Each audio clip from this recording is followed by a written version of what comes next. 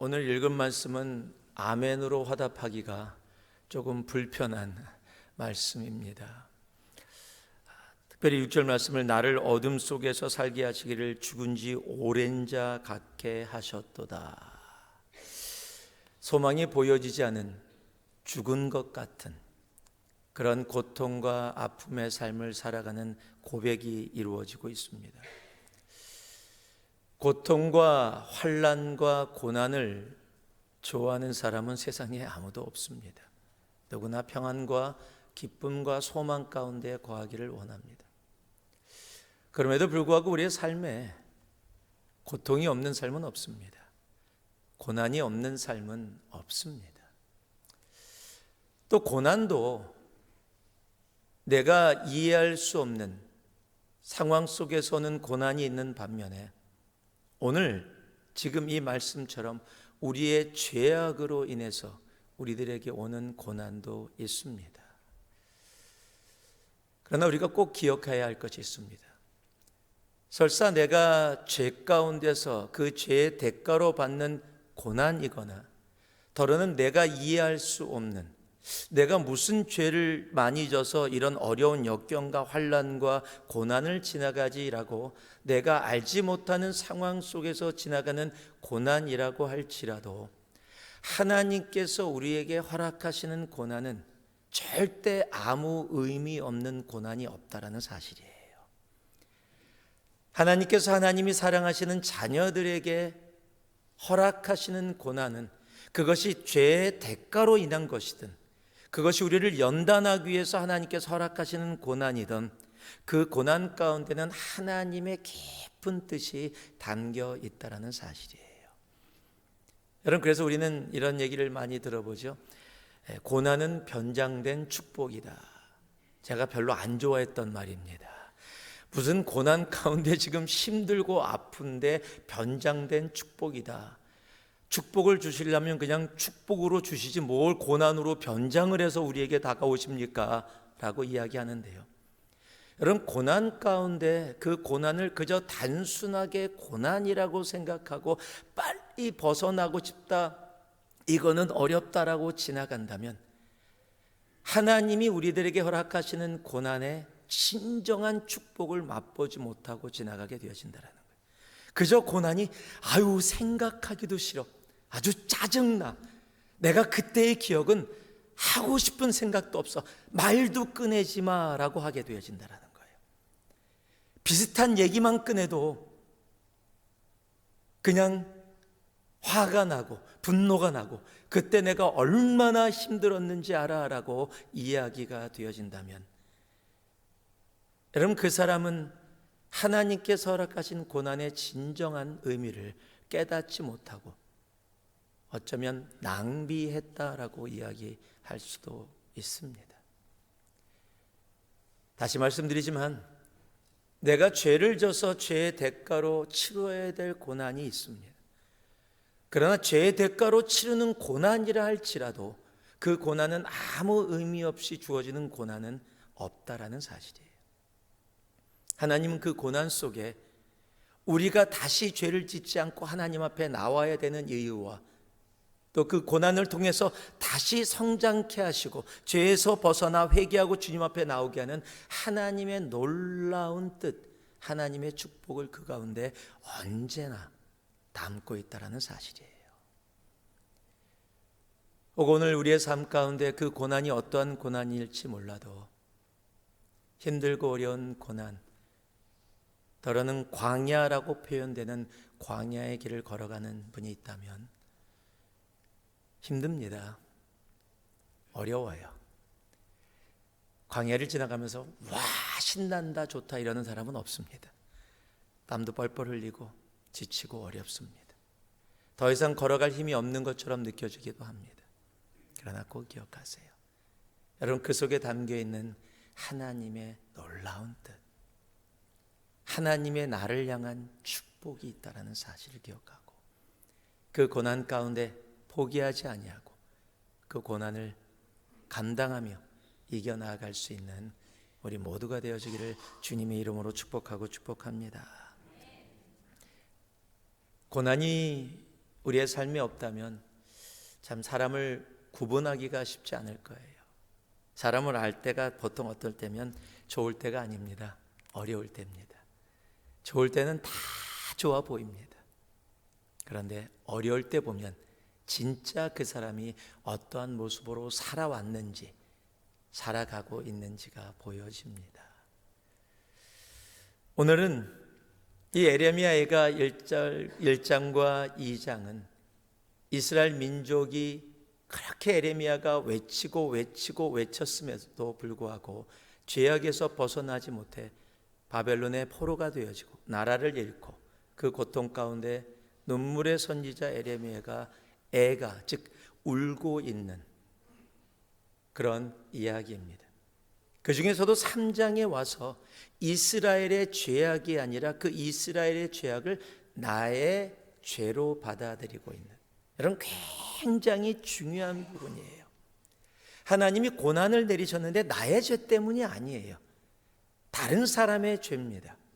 그런데 다른 사람의 죄를 보면 우리는 보통 인간으로 어떤 마음을 갖게 되냐면, 내가 그렇게 이야기했지, 너 그렇게 살면 너 이렇게 될 거라고 내가 얘기했지, 그래 잘 됐다, 너 고생 좀 해봐야 된다, 그렇게 이야기했는데도 안 듣더니 너 그럴 줄 알았다, 정말 잘 됐다. 여러분, 사람은 그럼 내가 그렇게 이야기했음에도 불구하고 듣지 않고 죄악 얘기를 가더니 거봐 결과가 이렇게 되어졌지. 우리 어렸을 때 말하면 쌤통이다.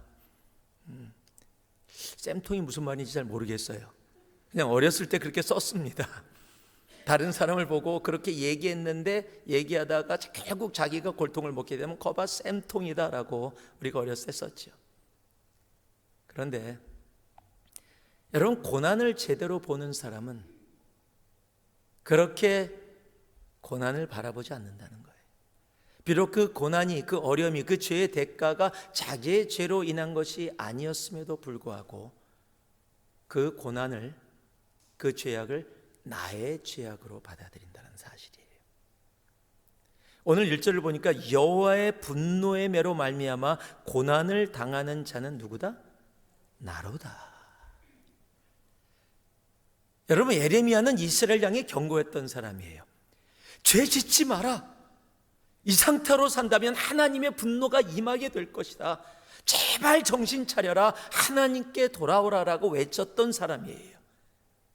이 죄의 대가는 자신의 죄가 아니라 이스라엘 백성들의 하나님을 거역했던 죄의 대가예요. 그런데 지금 그 죄를 누가 받고 있다고요?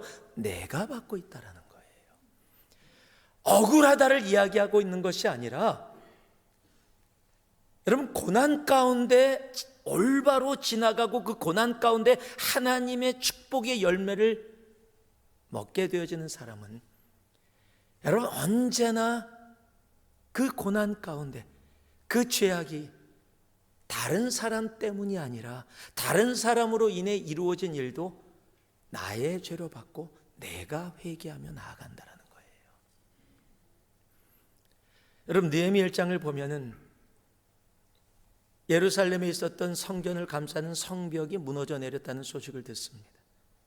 그 소식을 들은 느헤미야가 금식하며 기도하며 하나님께 이야기합니다. 하나님, 나와 내 선조들이 죄를 져서. 여러분, 느헤미야는 성벽이 무너질 때 근처에 있던 사람도 아닙니다.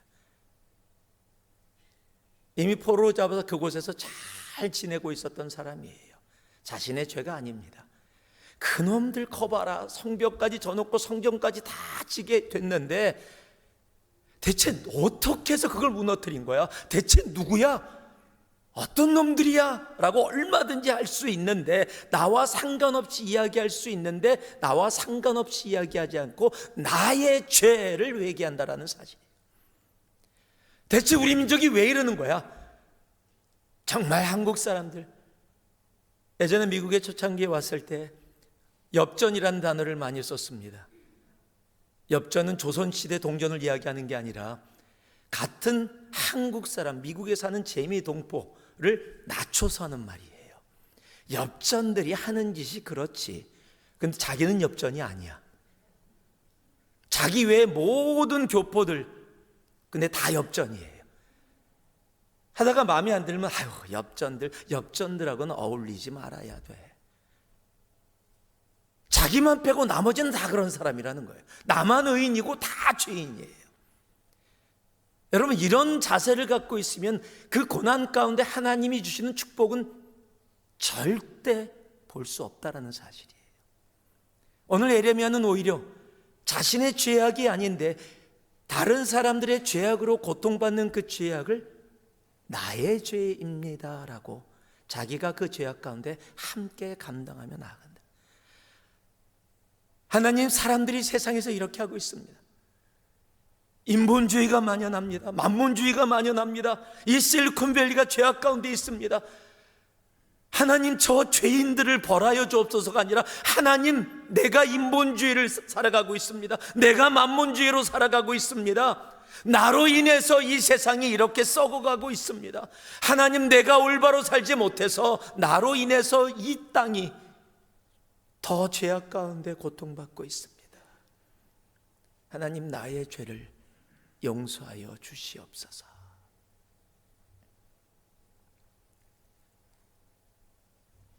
여러분, 광야를 지나갈 때 가장 중요한 것은 내가 무슨 죄를 졌나 짓지 않았느냐, 나는 떳떳하다 떳떳하지 않다가 아니라는 사실이에요. 이 시대를 살아가고 있고 내가 그 가운데 있다면 하나님, 나의 죄를 용서하여 주옵소서. 제가 한 명이라도 더 주님 앞에 인도하고, 나는 잘 살고 있으니까, 나는 깨끗해, 나는 교회 다니고 있으니까, 나는 세상에서 이야기하는 그런 죄악 가운데 있지 않으니까 나는 괜찮아가 아니라는 사실이에요. 세상에서 이루어지는 그 어둠으로 달려가고 있는 세상을 보며 하나님, 나의 죄를 용서하여 주시옵소서. 세상 가운데 이루어지는 그 고통과 아픔을 나의 아픔으로, 나의 죄로 받아들일 수 있는 사람. 여러분, 고난 가운데 나의 죄를 그렇게 회개하고 나아갈 수 있는 여러분, 그런 사람은 정말 축복의 사람입니다. 우리는 실리콘밸리를 바라보면서 정말 인간 중심, 정말 돈 중심, 맞습니다. 여러분, 실리콘밸리가 돈이지요. 실리콘밸리가 인간이죠. 이곳에서 하나님은 찾기 힘듭니다. 그런데 나는 괜찮아요? 아니요.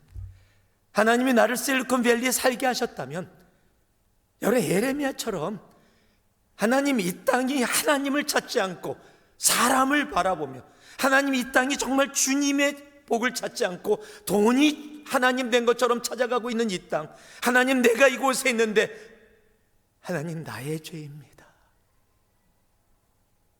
내가 하나님의 뜻 가운데 올바로 살지 못해, 내가 이곳에서 빛을 발휘하지 못해 세상이 더 어두워지고 있습니다.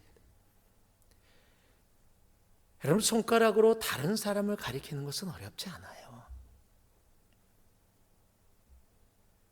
그런데 그 손가락으로 내 가슴을 치며 회개하는 일은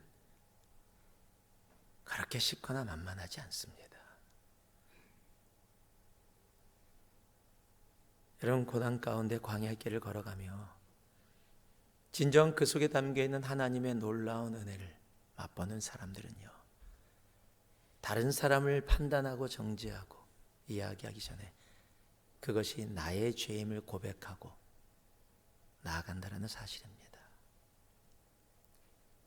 여러분, 우리에게 그런 정말 예레미야가 같은 그런 마음이 있기를 주님의 이름으로 축복합니다. 정말 이 실리콘밸리를 내 가슴에 담고, 하나님, 이 땅이 타락하고 썩어져 가는 것이 나의 죄입니다. 하나님, 나를 용서하여 주옵소서. 정말 주님 앞에 고백하며 나아가는 것. 여러분, 그럴 때 우리 눈에 보여지는 것들이 있어요. 많은 것 가운데 오늘 8절을 보니까요, 내가 부르짖어 도움을 구하나 내 기도를 물리치시며 라고 고백합니다. 고난과 아픔 가운데 있을 때 여러분, 주님께서 우리에게 이야기해 주시는 것이 있습니다. 하나님 앞에 기도할 수 있음이 얼마나 소중한 일인지. 내가 부르짖어 도움을 구하나 내 기도를 물리치신다. 지금 죄악 가운데 고난 가운데 있으니까 기도가 이루어지지 않는다라는 거예요. 그것이 너무 고통스러운 거예요. 즉 우리의 삶에 내가 지금 주님께 구하고 주님이 듣고 응답하고 하나님과 대화할 수 있다, 기도할 수 있다라는 것이 얼마나 복된 일인지.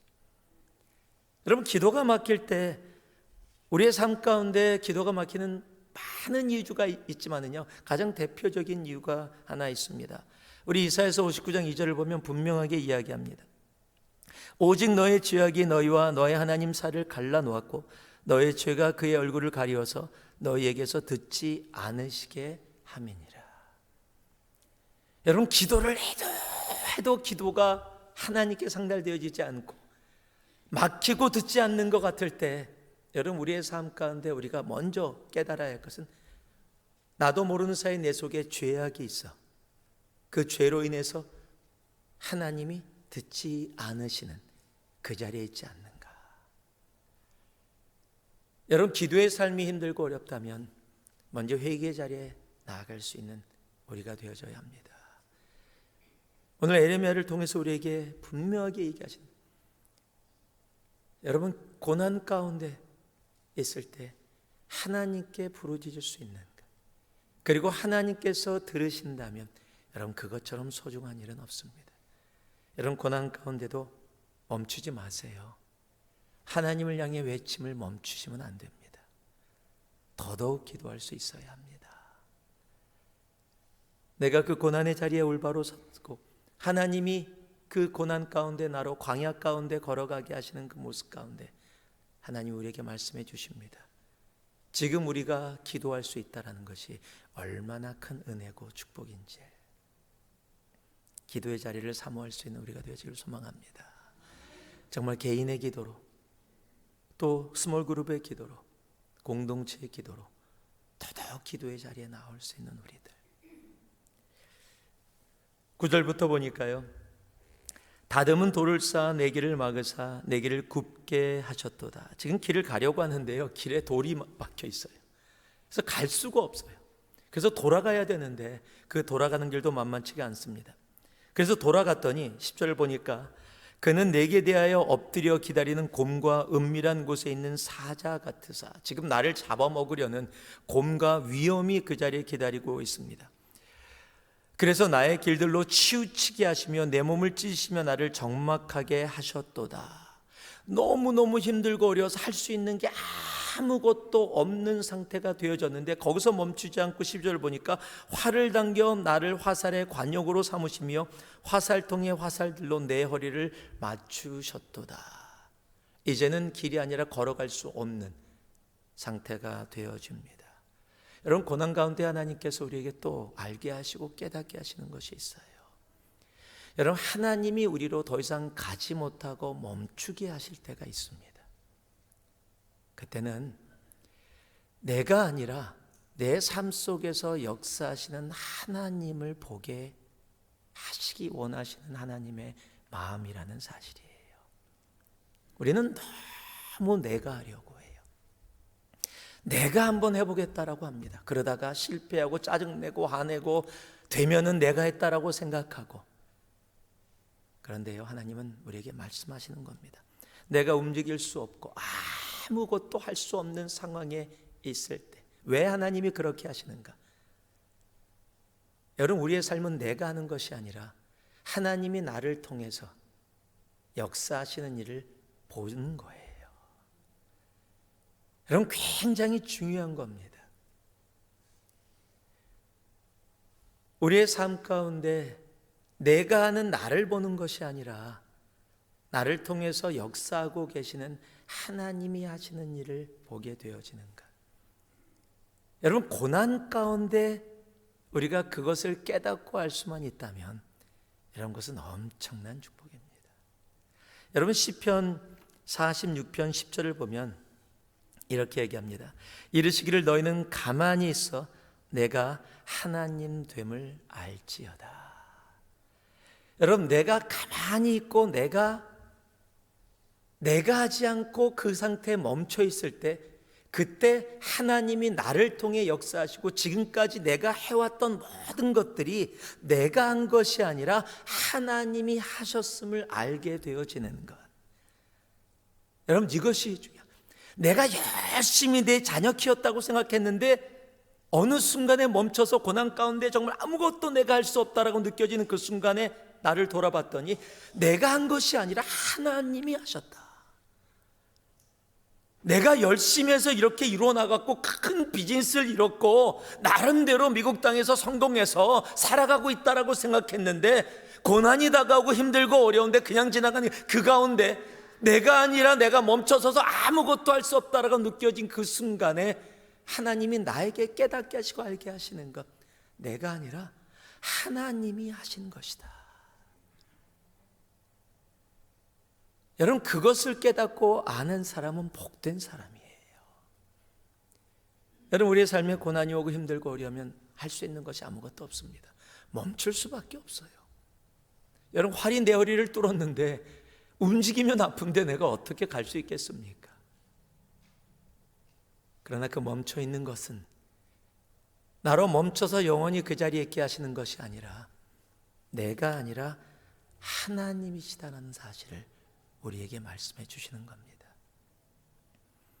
그저 단순하게 말장난에 하나님이 하셨습니다가 아니라 내 중심에서 우러나오는 진실한 고백. 하나님, 내 인생 하나님이 하셨습니다. 하나님, 우리 자녀 하나님이 하셨습니다. 하나님, 우리 가정 하나님이 하셨습니다. 하나님, 우리 교회 하나님이 하셨습니다. 여러분, 이 고백을 할 수 있는 사람은 정말 복된 사람입니다. 비록 내 허리에 화살이 꽂혀서 고통이 있고 내가 움직일 수 없는 상황이 있다 할지라도 그 가운데 하나님이 하셨음을 볼 수 있다면, 여러분, 그 고난은 그저 단순한 고난이 아닙니다. 그 광야의 길은 단순한 고통과 눈물의 자리가 아닙니다. 그 자리는 정말로 축복의 자리가 되어지는 겁니다. 고난과 고통과 아픔을 통해서도 하나님이 나에게 말씀해 주시는 그를 볼 수 있는 우리가 되어지기를 소망합니다. 하나님이 고난 가운데 우리들에게 또 알게 하시는 것이 하나 더 있습니다. 14절입니다. 같이 한번 읽어볼까요? 우리 14절 말씀 우리 함께 읽겠습니다. 시작. 나는 내 모든 백성에게 조롱거리 곧 종일토록 그들의 노랫거리가 되었도다. 사람에게 조롱받고 그런 상황이 되어지면 자존심도 자존감도 바닥을 치게 되어집니다. 나름대로 잘 살아왔다라고 생각하는데 네가 살아온 것이 아무것도 아니다. 나름대로 이루었다라고 생각했는데, 괜찮았다라고 생각했는데 사람들이 조롱을 하고 조롱거리로 삼으면 정말 내 인생이 뭐지? 나는 뭐 하면서 살아왔지? 라고 생각되어질 수 있습니다. 그래서 좌절하고 낭망하는 것이 아니라는 거예요. 여기서 지금 주님이 우리에게 가르쳐 주시는 것이 있습니다. 하나님은 우리로 진정한 겸손의 자리에 있기를 원하신다는 사실이에요. 바로 앞에서 지금까지 살았던 나의 모든 것이 하나님이 하셨습니다라는 고백의 진정한 삶의 그것을 깨달은 모습이 겸손이기 때문이에요. 하나님이 하셨습니다라면은 내가 한 것이 아니라는 거예요. 우리 사람들은 겸손한 모습을 갖추려고 그래요. 아우, 너무너무 귀하네요. 너무너무 잘했어요. 아니에요. 저는 잘 못해요. 저 아니에요. 참 겸손하게 얘기합니다. 그럴 때 누가 농담이라도 동의를 해서 나도 그렇게 생각해요. 당신 잘 못해요, 그런 거. 그냥 한번 실수로 잘한 것 같이 느껴졌나 봐. 그러면 열받습니다. 여러분, 겸손은 내가 한 말이 예의로 이루어지는 말이 아니라 내 속에서 진심으로 나와지는 말이에요. 그게 겸손이에요. 우리는 겸손한 척을 하고 살아갈 수는 있어요. 그런데 겸손은 그렇게 만만한 일이 아니라는 사실이에요. 나는 버리는 척하고 살아갈 수는 있는데 버리지는 않아요. 여러분, 주님께서 겸손과 순종을 보여주실 때 하나님이심에도 불구하고 하늘 보좌를, 하나님과 동등됨을 취하지 아니하시고 하늘 보좌를 엠티했다, 완전히 비우고 이 땅에 오셨다라는 거예요. 여러분, 그게 겸손입니다. 겸손한 척이 아니라 그게 진짜 겸손이라는 거예요. 그럴 때 사람들이 나에게 조롱을 해도 그 조롱이 내 자존심을 건들지 못합니다. 나를 낙담하거나 나를 포기하게 하지 못한다라는 사실이에요. 왜 하나님이 우리로 겸손케 하기를 원하시는지 아십니까? 잠언 3장 34절을 보니까 진실로 그는 거만한 자를 비워주시며 겸손한 자에게 은혜를 베푸시느니라. 하나님은 우리에게 은혜를 베푸기를 원하시는데 나에게 조그만 교만과 거만이 있으면 하나님의 은혜가 우리의 삶 가운데 나타날 수가 없어요. 하나님은 겸손한 자에게 하나님의 은혜를 베푸십니다. 이사야서 57장 15절을 보니까요, 지극히 존귀하며 영원히 거하시며 거룩하다 이름하는 이가 이와 같이 말씀하시되 내가 높고 거룩한 곳에 있으며 또한 통회하고 마음이 겸손한 자와 함께 있나니 이는 겸손한 자의 영을 소생시키시며 통회하는 자의 마음을 소생시키려 함이니라. 즉 겸손해야 이 고난 가운데 죽어있다라고 느껴진 그 삶에서 하나님이 어떻게 하신다? 소생시킨다. 이 소생이 무슨 단어인지 아십니까? 우리가 너무도 잘 아는 단어입니다. 카야라는 단어예요. 다시 살리신다, 부흥시키신다. 여러분, 하나님이 다시 살리시는 자, 죽어있다라고 느끼는데 광야길을 지나며 고통 가운데 화살을 맞고 아무것도 할 수 없고 조롱받아서 내 인생은 끝났다라고 생각되어지는 그 상황 가운데 하나님이 다시 살리시는 자가 있는데 그 살리시는 자가 누구냐? 겸손한 자라는 거예요. 하나님은 그래서 우리로 겸손케 나아가기를 원하시는 겁니다. 정말 하나님 앞에 그렇게 겸손하게 나아갈 수 있는 정말 우리가 되어지기를 소망합니다.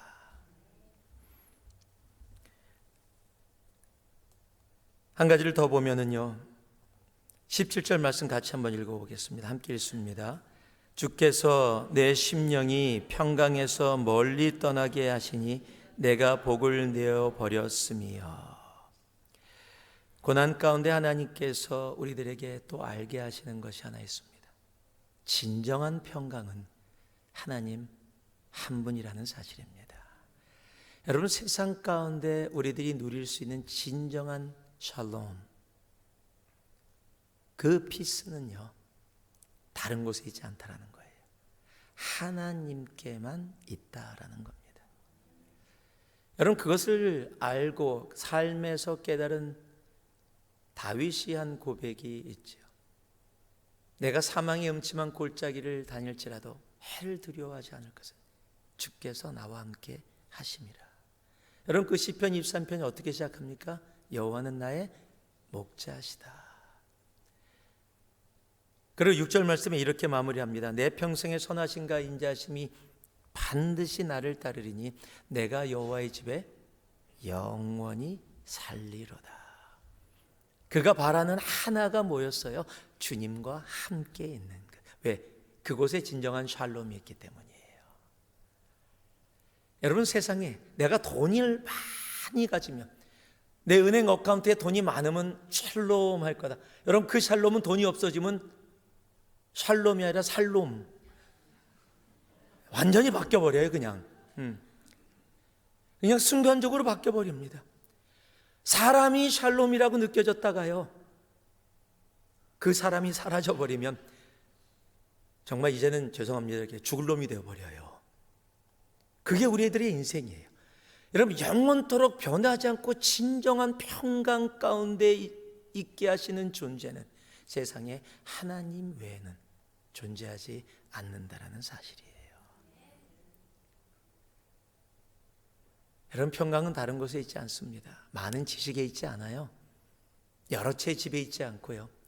스탁이 막 올라가는 그 모습을 보면서 할렐루야를 외치는 여러분, 그런 곳에 있지 않습니다. 진정한 평강은 하나님께만 있습니다.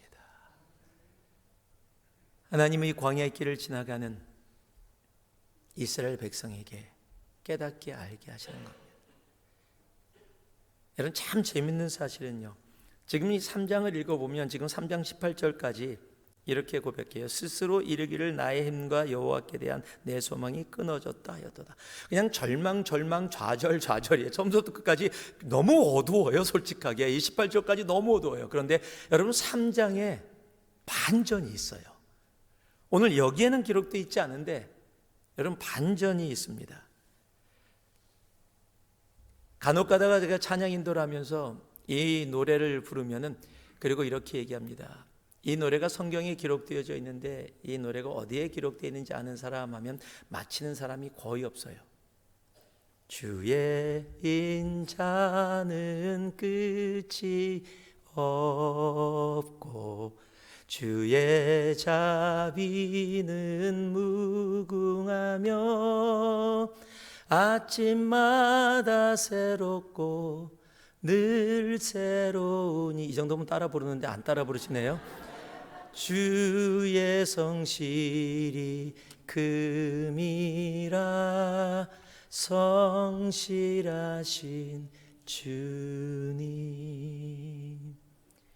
여러분, 고난이 축복인지 아는 사람이 하는 고백이기 때문이에요.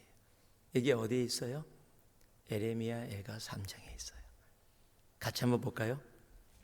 3장 22절 23절입니다. 같이 한번 읽겠습니다. 시작.